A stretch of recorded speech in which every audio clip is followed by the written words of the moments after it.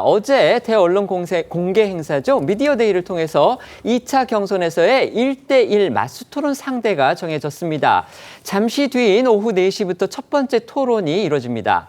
첫 토론에는요, 김문수 후보와 한동훈 후보가 맞섭니다.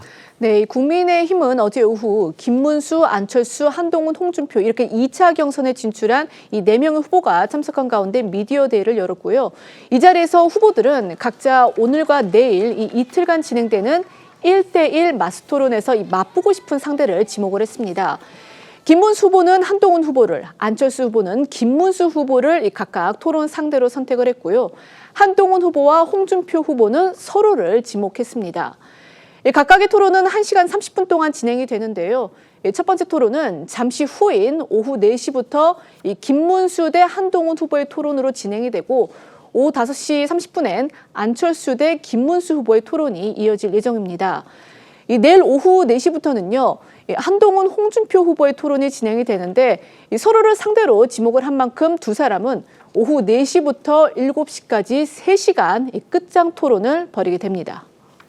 결과적으로 한동훈 후보는 3번이나 토론에 나서게 됩니다. 또 반면에 상대적으로 안철수 후보는요, 한 번만 토론을 하게 된 거, 이것도 흥미로운 부분입니다. 네, 한 사람이 토론에 몇 번 참여하게 될지 그 횟수에 특별한 제한 없이 후보들이 자기가 하고 싶은 토론 상대를 지목하다 보니 벌어진 일인데요.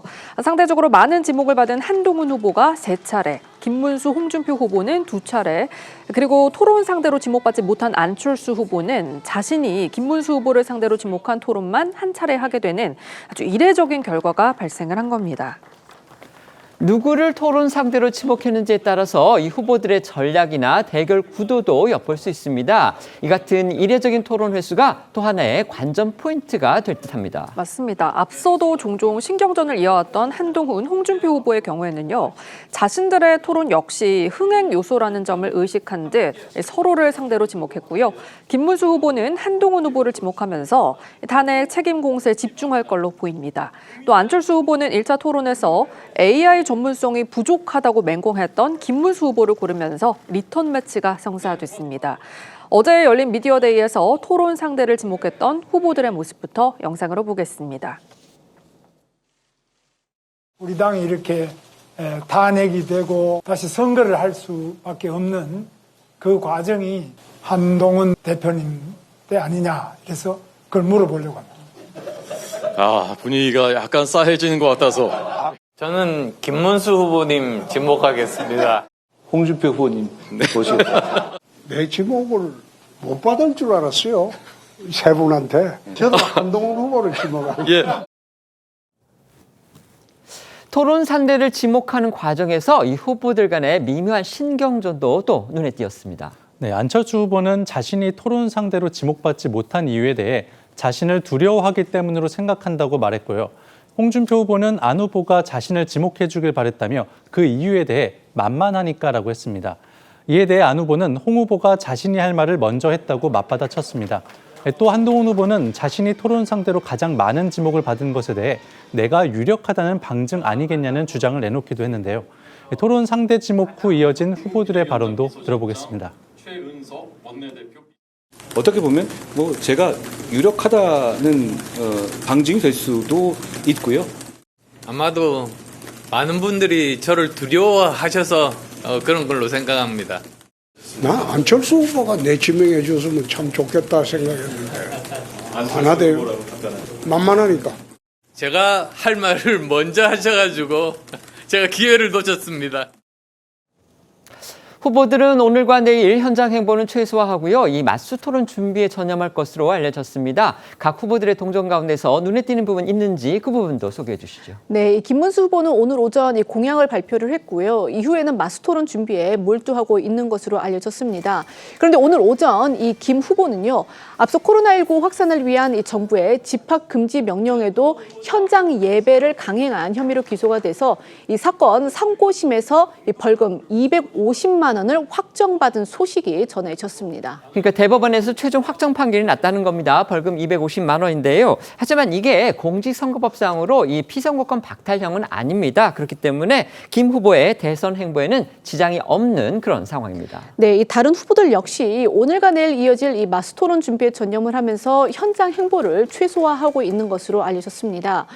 이런 가운데 안철수 후보가 어제요, 이 SNS에서 김문수, 한동훈, 홍준표 후보에게 공동으로 이 대통령 탄핵 사태에 대해 사과하고 통합하자고 제안한 것도 주목이 됩니다. 안 후보와 마찬가지로 이 탄핵 찬성 입장을 고수해왔던 한동훈 후보의 경우도요, 이 안 후보 이 제안을 받아들일 가능성이 큰 상황인데 한 후보 역시 어제 이 한 라디오 인터뷰에서 국민의힘이 이 계엄의 바다를 건너야 한다는 마음이 이 국민의 의지로 모이고 있다면서 이 안 후보와 결이 비슷한 주장을 하기도 했습니다. 여기에 이 김문수 후보는 국민이 원하는 것이라면 할 수 있다라고 호응을 했는데요. 다만 이 사과 시점과 방식에 대해서는 앞으로의 상황을 좀 더 지켜보겠다라는 입장입니다. 국민의힘 경선이 이처럼 속도를 내고 있는 상황에서 윤석열 전 대통령을 지지하는 청년들이 신당 창당에 나섰다, 이런 소식이 또 전해졌습니다.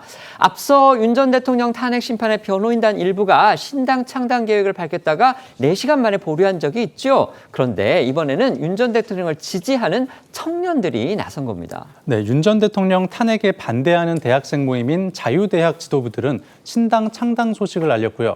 민주당을 눈치 보게 만들고 정치인들이 허튼 짓을 안 할 거란 기대로 신당 창당을 추진했다며 경고성 창당이라고 설명했는데요. 다만 이들은 오롯이 청년들이 주도한 신당 창당일 뿐 윤 전 대통령과는 관계가 없다고 주장했습니다. 국민의힘 후보들 사이에서 이른바 빅텐트론이 대세로 자리 잡으면서 가장 주목받는 인물 가운데 한 사람이죠. 바로 이준석 개혁신당 후보입니다. 하지만 이 후보는 어제도요, 국민의힘과의 연대에 대해서 아주 단호하게 선을 그었습니다.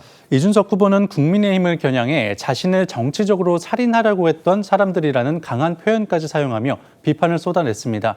또 무슨 희대의 가스라이팅을 받아서 이재명 후보를 막기 위해 같이 하자는 정도의 간단한 정치 논리에 호응한다면 나는 무슨 정치를 해온 것이냐고 반문하기도 했습니다.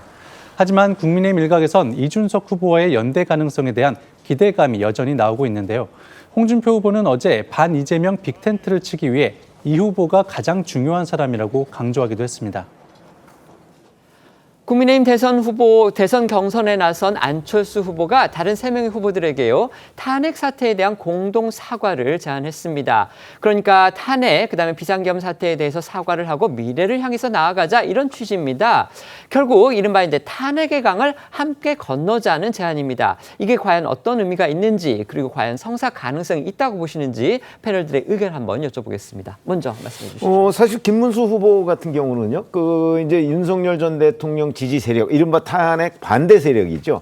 그쪽의 지지를 많이 받고 있는 것으로 평가가 되고 있기 때문에 아마 저런 부분에 대해서 고민이 좀 될 가능성이 있어요. 그래서 시점과 내용, 이런 부분에 이제 상당한 시간이 좀 걸릴 것으로 보이고요. 네. 안 후보가 제안한 저런 원칙적인 부분에는 아마 다른 후보들이 동의를 하겠지만, 기본적으로 한 며칠 뒤면 사실은 2명으로 압축이 되고, 그리고 5월 3일에 국민의힘 후보가 1명으로 이제 선정이 되기 때문에 제가 보기에는 아마 국민의 지금은 당심과 민심을 반반으로 지지를 받아야 되기 때문에 이런 부분에 관해서 명확한 입장을 밝혔을 경우에 이제 득도 되지만 실도 가능성이 있거든요. 당심 부분에서. 그렇죠. 네. 그래서 제가 보기에는 아마 나중에 본인이 국민의힘 대선 후보가 됐을 때 아마 그때 선택할 수 있는 카드가 아닌가. 네. 그럴 가능성이 더 높다, 이렇게 봅니다. 알겠습니다.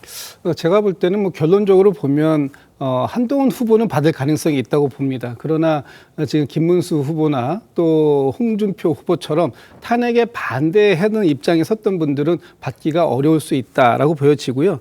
지금 이제 탄핵의 강을 건너자라는 부분에 대해서는 4명의 후보가 다 똑같이 얘기를 합니다. 그러나 제가 볼 땐 방법론이 다르다. 그러니까 이제 윤석열 전 대통령과의 관계를 절연함으로써 건너갈 수 있다라고 보는 이 찬탄파 쪽 사람들과 후보들과, 또는 윤석열 대통령과 포함해서 모든 제 세력들을 함께 아우르고 건너갈 수 있다라고 보는 이 찬탄파 후보들 간의 이 갭이 좁혀질 가능성, 좀 저는 지금 당분간은 좀 현격히 낮다, 이렇게 보여집니다.